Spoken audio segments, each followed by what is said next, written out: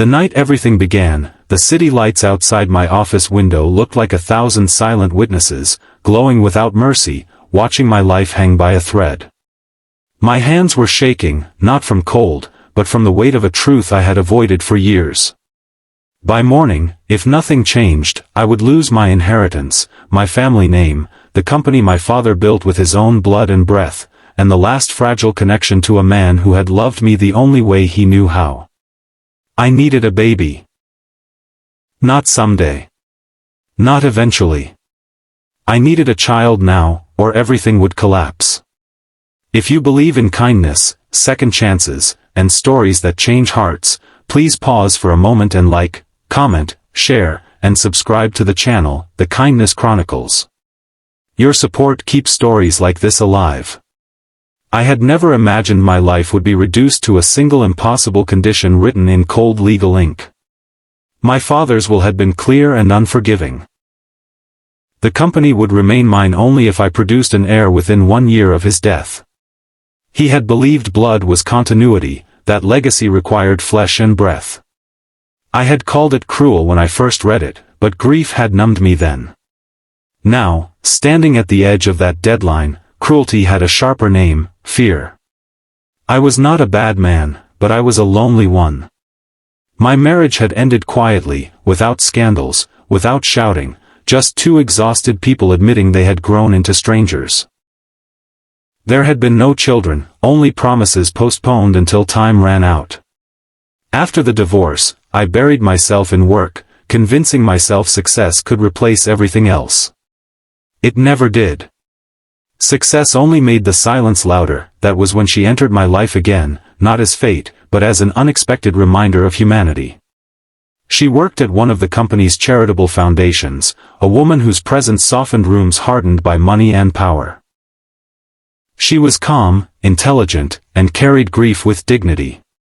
She had lost her husband years earlier, along with the child she had been carrying. The tragedy had not broken her, it had made her quieter, deeper, and profoundly compassionate.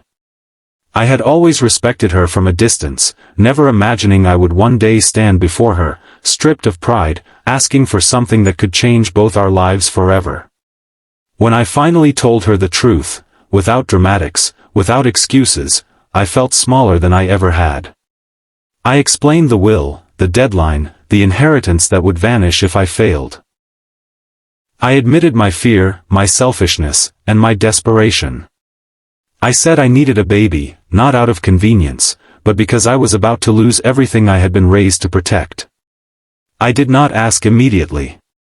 I waited, allowing the silence to stretch, giving her space to walk away. She did not leave.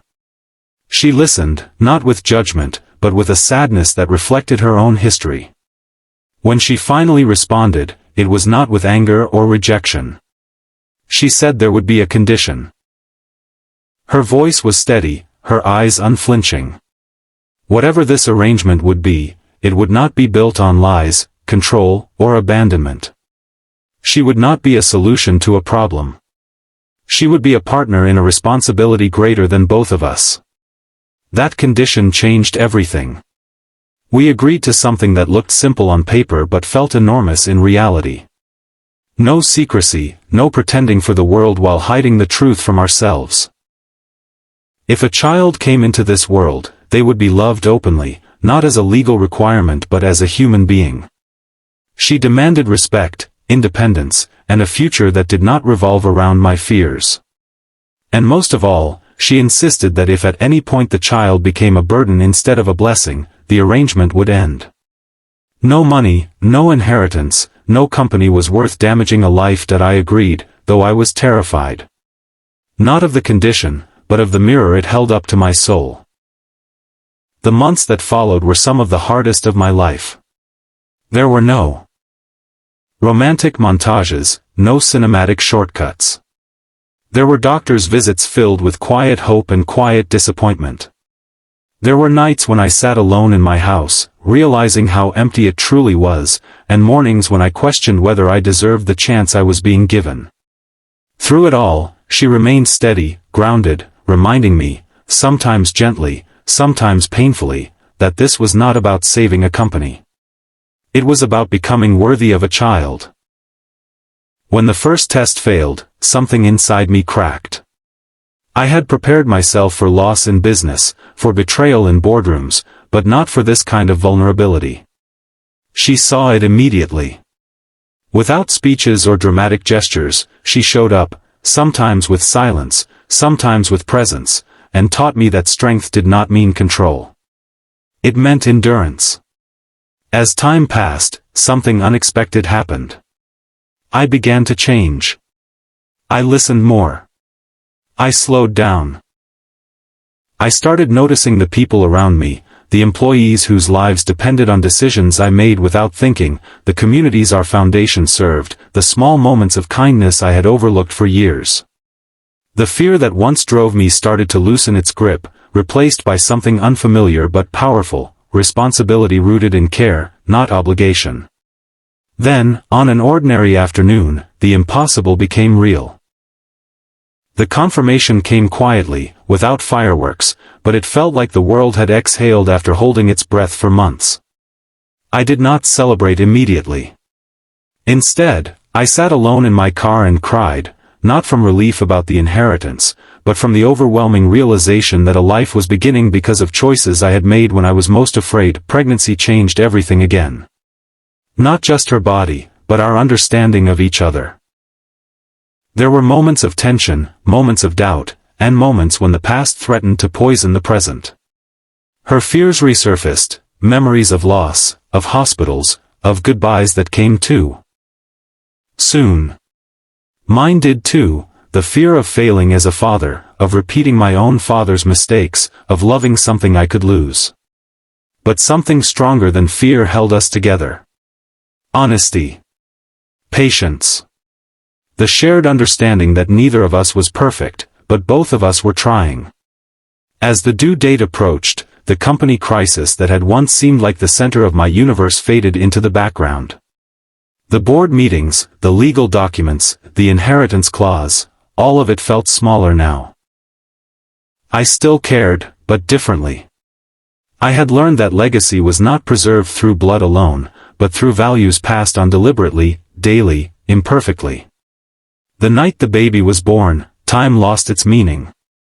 I remember the quiet intensity of that moment, the way the room felt suspended between fear and miracle. When I finally held my child, I understood something my father never could put into words.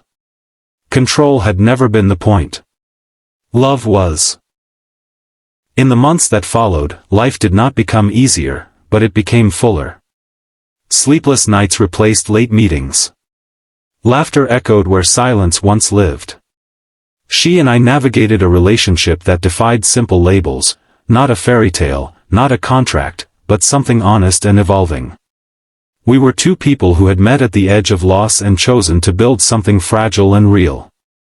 The inheritance issue resolved itself quietly. The deadline passed, the conditions met, the company secured. But by then, it hardly mattered. I had already gained something no document could guarantee. A reason to be better. A reason to stay. Years later, I would watch my child run through the same halls I once walked as a frightened boy, and I would understand that everything I thought I was saving had actually been saving me. The condition she set that night, the one that had terrified me, had been an act of kindness disguised as strength. She had forced me to choose love over fear, responsibility over entitlement, humanity over legacy. And that choice changed everything. If this story touched your heart, if it reminded you that even desperate beginnings can lead to beautiful transformations, please like, comment, and share this video, and subscribe to The Kindness Chronicles. Your engagement helps these stories reach the people who need them most. Special request before we end, please comment below and tell us what kindness means to you, or which moment in this story stayed with your heart the longest. Your words matter more than you know.